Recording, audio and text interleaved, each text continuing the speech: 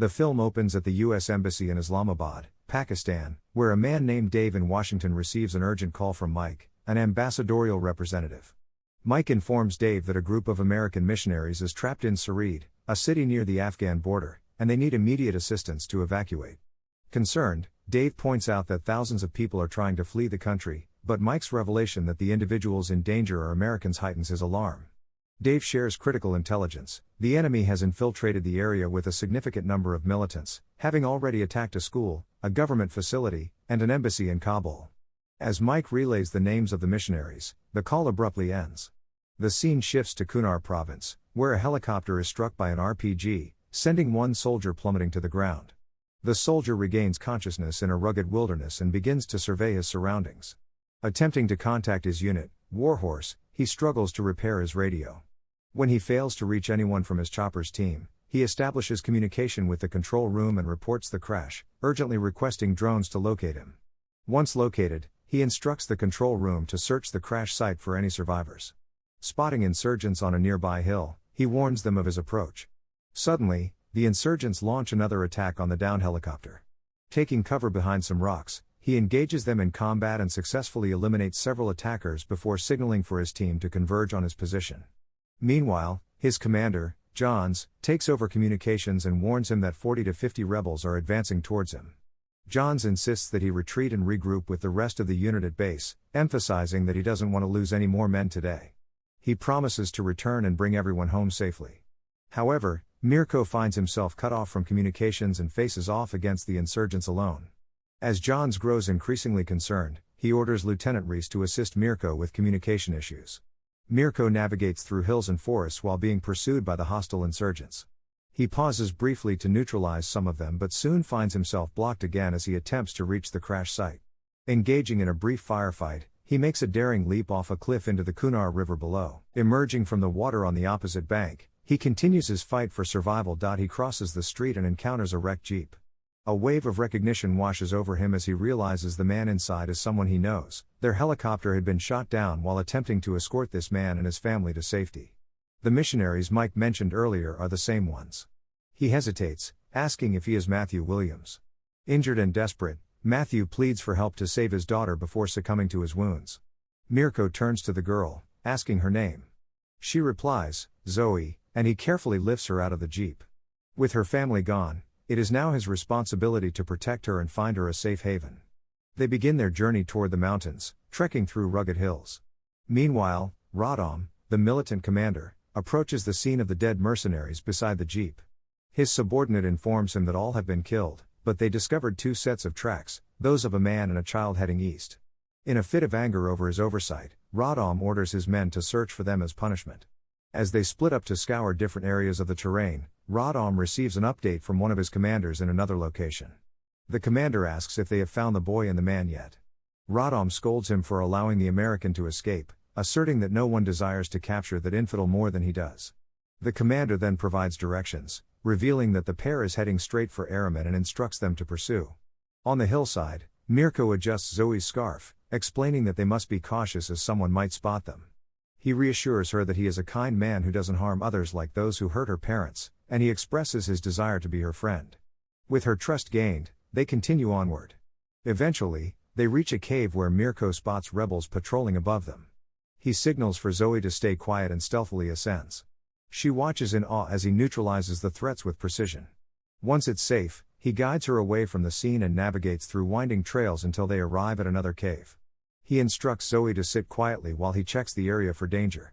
Stepping outside, he connects with his base and informs them that he has a young child with him who needs urgent evaluation.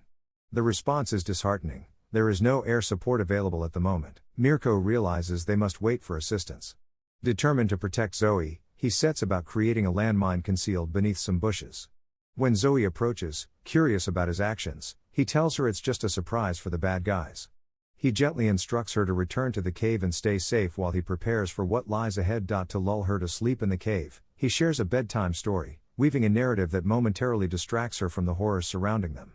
As she drifts off, his thoughts return to the fateful helicopter mission that brought them here. He recalls the urgent briefing they received mid-flight, the directive to evacuate U.S. citizens immediately. William Walters, his family, 6 friends, and a rookie trooper were all on board. Then, without warning, chaos erupts as the helicopter is struck by an RPG. The pilot's frantic shout pierces the air just before he jumps out. The explosion jolts him awake, and he quickly rouses Zoey, urging her to escape outside. As she steps into the night, Zoey's eyes widen in terror when she spots an enemy soldier approaching.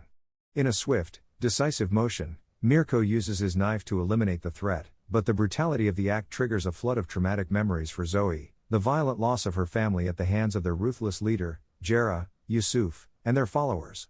She is paralyzed by shock until Mirko gently lifts her up, guiding her toward safety as they navigate through the dense forest. They traverse the underbrush carefully, aware that enemies from Radom are tracking their movements. When Mirko senses their presence, he motions for Zoey to stay quiet and hides behind a tree. They wait in tense silence until it's safe to continue. In a moment of vulnerability, Zoey confides her longing for her mother and expresses how much she misses her father and brother. Mirko responds with a somber acknowledgement that loss is an unfortunate part of life, prompting Zoey to sob quietly. As they move deeper into the wilderness, Mirko remains vigilant while scanning the area with binoculars. Suddenly, Zoey stands up and begins to explore their surroundings. In a twist of fate, she encounters a member of Radom, who questions her presence alone in the woods.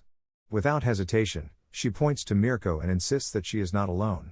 The Radom soldier turns to Mirko, concealing his wireless device. He feigns innocence, claiming to be a simple goat herder searching for his lost goat, and insists that he only wields his Kalashnikov for protection against Daesh militants. When Mirko urges him to lower his weapon, the soldier promises to help them escape if he is allowed to live. Reluctantly, Mirko agrees, and they leave behind the wireless device as they move deeper into the trees. Radom pauses their journey to allow his men to catch up while he engages Mirko in conversation about his own family and village in a bid to buy time. His ploy works as reinforcements arrive. Meanwhile, Mirko contacts his base to report their location and learns that a jet is on standby at Jalalabad airport. As Rahman's men begin to close in on them, Mirko hastily ushers Zoey toward a nearby shelter. Gunfire erupts around them. Mirko fights fiercely, taking down several enemy soldiers as he desperately searches for a way to protect Zoey amidst the chaos. Though they have captured him, his thoughts remain solely focused on finding the girl and ensuring her safety. Radom has imprisoned Zoey in an undisclosed location, and Mirko is determined to rescue her. As he tracks them down, he confronts a guard, swiftly dispatching him before entering the cave. On the other side, he finds himself in a militant stronghold, where he skillfully eliminates several insurgents and captures one to lead him to Zoey. However, when he discovers more armed militants nearby, he kills the captive to avoid being compromised. Spotting Zoey's bag, he kicks open the door to reach her, but is shot by Tarot. Mirko survives thanks to his bulletproof vest, yet he is taken captive. Radom confronts him, threatening death if he doesn't divulge critical information about the helicopter's rescue mission. Mirko stands firm, stating that revealing the helicopter's details would lead to its destruction. Radom's fury boils over as he recounts the countless innocents, men, women, and children, slaughtered by their hands for the sake of pipelines, a corrupt government, and poppy fields. He insists they are there to eradicate extremists like Mirko. Radom declares Afghanistan the graveyard of empires, a land where conquerors have met their demise: Alexander, the Persians, the British, the Soviets, and the Khans. He ominously predicts that Mirko will share their fate. Despite Mirko's insistence that he is not Afghan and will not perish there, Radom retorts that even Americans will fall. He orders his men to retrieve Zoey. Seizing the opportunity, Mirko cleverly frees himself from his handcuffs and swiftly kills Radom. Emerging from the bunker, he takes down insurgents one by one as he races to find Zoey. However, Turd and Jera stand in his way, complicating his path to her. Turd sends Jera to distract Mirko, but Mirko outmaneuvers and kills him instead. He then waits for Turd to make his move before dispatching him too. Yusuf attempts to shoot him from behind but meets the same fate. As Mirko ascends a staircase, a militant stabs him in the back. He pushes through the pain and enters a hidden chamber behind a curtain, where he discovers Zoey locked in a cage. After eliminating her captor, he leads her outside, but the extremists pursue them relentlessly. Carrying Zoey up to the ridge of a hill, Mirko tries to signal for help, but despair washes over him as he sees militants closing in. In that moment of hopelessness, he declares Zoey to be his angel. Just then, U.S. Marines appear unexpectedly on the opposite slope, launching an assault on the insurgents and providing cover for Mirko and Zoey. The militants fight back fiercely but are ultimately defeated. As they flee or are killed, the rescue team reaches Mirko and Zoey, guiding them toward the awaiting helicopter. Zoey watches Mirko with gratitude and admiration as they escape together. And that is how their harrowing journey concludes. Thank you for watching. If you are new, don't forget to subscribe for more recaps. Until next time. Have a nice day.